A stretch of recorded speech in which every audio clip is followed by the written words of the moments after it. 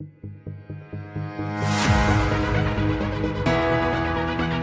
Students, तो आज हम पढ़ाने जा रहे हैं electric field intensity due to dipole on the equatorial line. तो सबसे पहले हम क्या करेंगे, तो सबसे पहले हम बनाएंगे यहाँ पे डायपोल बनाएंगे। और डायपोल की इक्वेटोरियल लाइन का मतलब होता है कि इक्वेटोरियल प्लेन होगा एक, और प्लेन का मतलब क्या है, जो आपके पास एक्सिस है। जैसे सपोज आपके पास क्या है, डायपोल है, और डायपोल की क्या है, एक्सिस है। तो एक्सिस के जो नॉर्मल है वो क्या कहेंगे, जो इस एक्सिस के नॉर्मल, ठीक है ना, या एक्सिस के नॉर्मल मिड पॉइंट से पास होने वाला एक जो प्लेन है उसका नाम है इक्वेटोरियल प्लेन।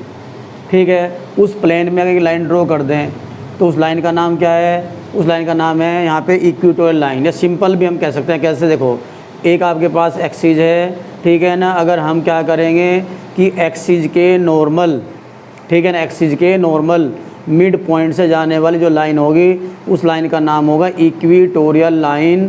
ठीक है, और इस लाइन पर हमें कहीं पर भी फील्ड फाइंड करना पड़ सकता है। तो हमें क्या करना है, इक्वेटोरियल लाइन पर हमें फील्ड फाइंड करना है। वो कैसे करेंगे, अब इसको हम डिराइव करते हैं।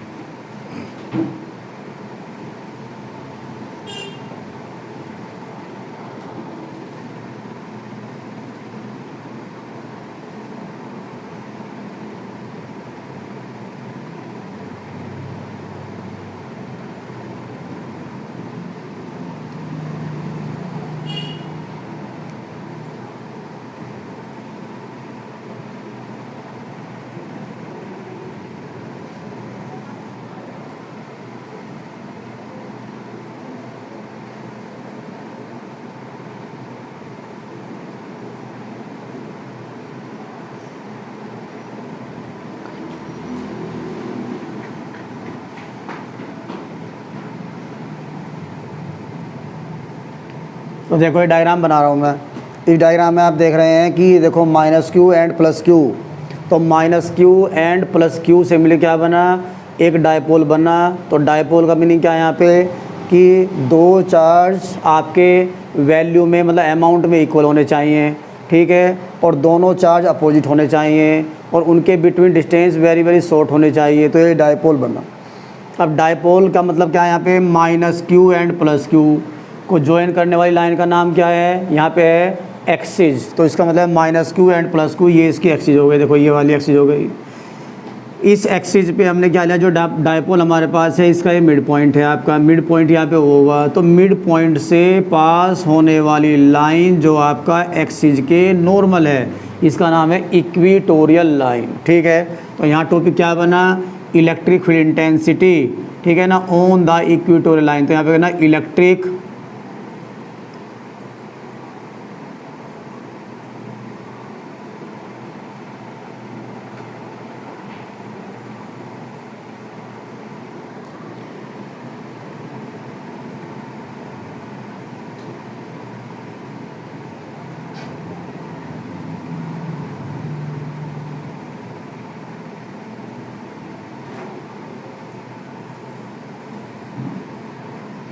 तो ये हमारा टॉपिक क्या, electric field intensity due to dipole on the equatorial line.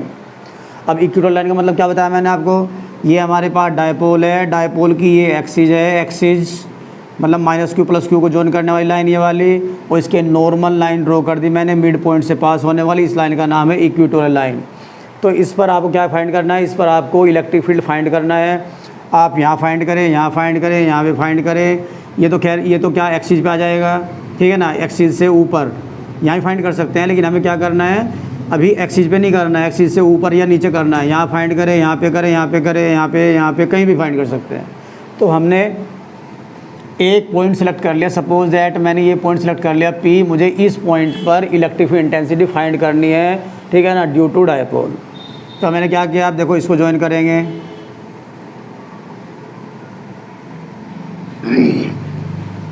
तो यहाँ पे सिंपल सेंस ये है कि जितने भी चार्ज आपको दिए गए हैं, ठीक है ना, यहाँ पे डायपोल का मीनिंग ये नहीं है डायपोल दिया गया है, कुछ भी दिया गया है, आपको चार्ज दिए गए हैं। मेन जितने भी चार्ज आपको दिए गए हैं उन सभी चार्ज की हेल्प से आप सेपरेट इंटेंसिटी फाइंड करेंगे।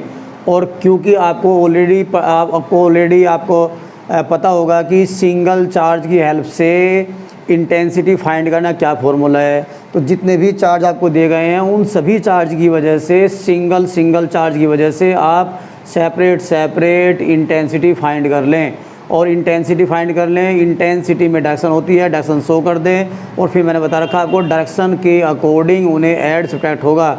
सेम डायरेक्शन है ऐड कर देना, अपोजिट है सब्ट्रैक्ट कर देना और एंगल पे है तो एंगल पे होने के बाद उनके कंपोनेंट की हेल्प से उनका रिजल्टेंट निकलेगा। तो अब देखो अब हमें क्या करना है, intensity at P due to plus minus Q. तो यहाँ पे हमें फाइंड करना है इंटेंसिटी एट पी।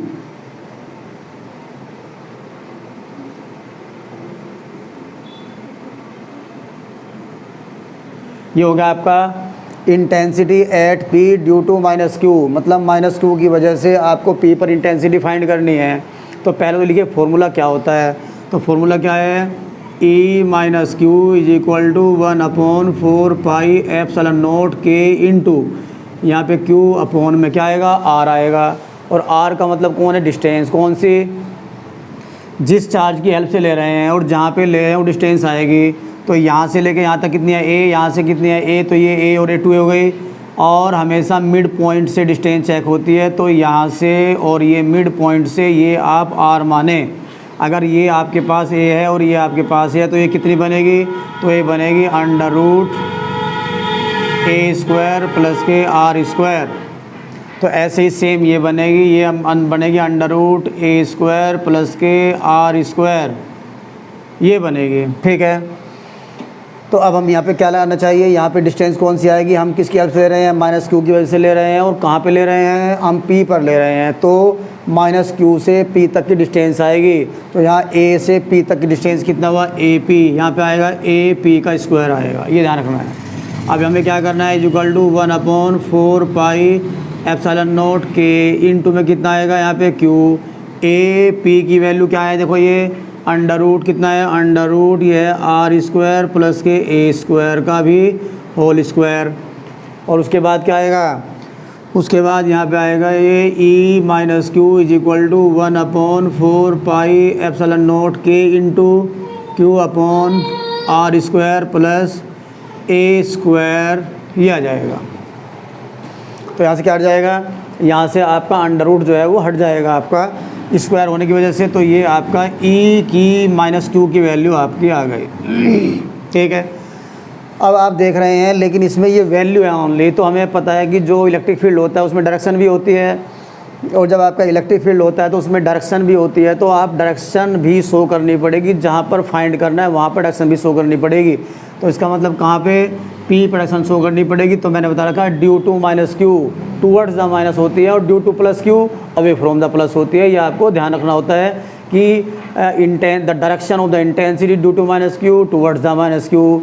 इंटेंसिटी की the direction of the intensity the direction of the intensity due to plus Q, तो क्या आएगा, अवे फ्रॉम द प्लस। तो प्लस की वजह से दूर की तरफ को आएगा, माइनस की वजह से माइनस की तरफ को आएगा। ठीक है, तो अब हमें क्या करना पड़ेगा, अब हमें लिखना पड़ेगा यहाँ पे, अगर मैं लेता हूँ कि ऐसे लिखना पड़ेगा सिर्फ intensity at P due to plus Q. ठीक है, लेकिन हमें क्या करना पड़ेगा, डायरेक्शन शो करनी पड़ेगी। तो due to minus Q minus की तरफ को आएगी। तो देखो डायरेक्शन हो गई ये वाली और इसका मतलब हुआ ई माइनस क्यू, ये डायरेक्शन है, आपकी ध्यान रखना है। ठीक है, अब ऐसे करेंगे सिमिलरली, ऐसे क्या करेंगे, उससे वैसे करेंगे intensity at P due to plus Q. यहाँ पे लिख देता हूँ मैं, तो यहाँ पे आएगा intensity at P due to और प्लस क्यू। तो कितना आएगा, ई और plus Q is equal to कितना आएगा, 1/4 पाई एप्सिलॉन नॉट के इंटू में कितना आएगा, इंटू में आएगा आपका क्यू अपॉन में कितना आएगा, बिल्कुल सेम ये आएगा आंसर। देखो यहाँ पे आएगा बी पी का होल स्क्वायर, ये आएगा बी पी का होल स्क्वायर और 1/4 पाई एप्सिलॉन नॉट के इंटू क्यू अपॉन, और बी पी की वैल्यू कितनी है, √ कितना होगा, √r² प्लस a² का होल स्क्वायर। तो ये बन गया ई प्लस क्यू। तो यहाँ बन गया E plus Q is equal to कितना बना, 1/4 पाई एप्सिलॉन नॉट के इंटू कितना बना, Q upon r² plus a²। ये आपका वैल्यू आ गई ई प्लस क्यू की। अब आप देख रहे हैं ई प्लस क्यू की वजह से कहाँ होते हैं डायरेक्शन, इस पर डायरेक्शन शो करेंगे तो away from the positive charge, तो ई प्लस क्यू की डायरेक्शन ही आएगी, तो ई है ई प्लस क्यू। ठीक है, अब आप नॉर्मली यहाँ पे देखेंगे, देखो ये डायरेक्शन और ये डायरेक्शन दोनों सेम डायरेक्शन में नहीं है। सेम डायरेक्शन होती तो ऐड कर देते, अपोजिट होती तो ज़्यादा में से कम वाले को सब्ट्रैक्ट कर देते रिजल्टेंट निकालने के लिए। लेकिन ये डायरेक्शन किसी एंगल पे आ गई, ये एक ही लाइन पे नहीं है, सेम मतलब एक लाइन पे का मतलब है एक लाइन पे होने की वजह से सेम डायरेक्शन भी नहीं है, अपोजिट भी नहीं है, तो ये एंगल पे आ गई। तो ऐसे केस में कंपोनेंट की हेल्प लेते हैं। अब देखो सपोज दैट ये आपका ये एंगल कितना है, थीटा है, तो इसका मतलब है ये एंगल भी आपका थीटा ही होगा। ठीक है, ये डायग्राम में समझ सकते हैं आप, ये लेंथ इक्वल है, ये लेंथ इक्वल है, तो ये एंगल भी इक्वल होगा। अब आप क्या करेंगे, इनके कंपोनेंट लेंगे। अब देखिए इसका कंपोनेंट एक इस साइड होगा ऐसे, और इसका कंपोनेंट एक आएगा इस साइड। ठीक है, अगर ये थीटा है तो ये भी थीटा ही होगा। ठीक है, तो इसका कंपोनेंट इधर आएगा कितना, इधर आएगा ई माइनस क्यू। देखो इधर एंगल नहीं है तो इधर साइन आएगा, तो यहाँ पे आएगा साइन थीटा। और इधर देखो इधर एंगल है तो इसका कंपोनेंट इधर आएगा, कौन सा, ये आएगा ई माइनस क्यू कोस थीटा। ये इसके कंपोनेंट बनेंगे। और आपको पता है जैसे ये आपका थीटा है तो ऐसे इसके कंपोनेंट बनेंगे, तो इसके कंपोनेंट एक जाएगा आपका इधर, तो अगर ये थीटा है तो इसका सेंस निकला ये भी थीटा ही होगा। अब इसके दो कंपोनेंट बनेंगे, इधर बनेगा ई प्लस क्यू, इधर बनेगा साइन थीटा, और इसका एक कंपोनेंट इधर बनेगा यहाँ पे ई और प्लस क्यू, और इधर बनेगा कोस थीटा। ठीक है, अब आप नॉर्मली यहाँ पे देखें ई प्लस क्यू और ई माइनस क्यू की दोनों की वैल्यू क्या है, सेम है। देखो ये वैल्यू सेम है। अब देखो ऊपर क्या है, यहाँ पे देखो ई प्लस क्यू, यहाँ पे क्या है ई माइनस क्यू, ये साइन थीटा है, ये भी साइन थीटा है, तो ये साइन इक्वल हो गए। और आप यहाँ पे देख रहे हैं ई प्लस क्यू की वैल्यू और ई माइनस क्यू की वैल्यू दोनों की कैसी है, दोनों की वैल्यू सेम है। तो इसका सेंस ये निकला कि ये कंपोनेंट की वैल्यू और इस कंपोनेंट की जो वैल्यू है वो दोनों की इक्वल है। और दोनों कंपोनेंट कैसे हैं, अपोजिट हैं, तो दोनों की वैल्यू इक्वल है। और दोनों कंपोनेंट कैसे अपोजिट हैं तो एक दूसरे को कैंसिल करेंगे, तो ध्यान रखना है आपको। तो यहाँ पे क्या करना है, यहाँ पे करना है कि ई और plus Q sine theta and E minus Q sine theta, E plus Q sine theta and E minus Q sine theta, both component are equal and direction in opposite in direction, so cancel each other. तो ये इसका मतलब है, ये theory आपको लिखनी है कि इसका मतलब क्या है कि component E plus Q cos sine theta and E minus Q sine theta both are equal in amount and opposite in direction, so cancel each other. ये आपको लिखना है, तो ये आपको कैंसिल हो जाएंगे, इनको हम छोड़ देंगे। ये आपको लिखना है थ्योरेटिकल यहाँ पे। उसके बाद क्या आता है, उसके बाद अब किस पे फोकस करें, देखो E minus Q cos theta, E plus Q cos theta, ये दोनों की डायरेक्शन सेम है और सेम होने की वजह से ये ऐड होंगी। तो इसका मतलब है अगर मुझे रिजल्टेंट निकालना है तो रिजल्टेंट निकालने के लिए मुझे इन कंपोनेंट पे सब पे ध्यान देना पड़ेगा। तो ये और ये कंपोनेंट आपस में कैंसिल हो गए, इसको छोड़ दीजिए। अब E plus Q cos theta, E minus Q cos theta, दो कंपोनेंट सेम डायरेक्शन में है, तो सेम डायरेक्शन में होने की वजह से ये ऐड हो जाएंगे। तो यहाँ पे क्या लिखेंगे, the resultant intensity at P due to dipole.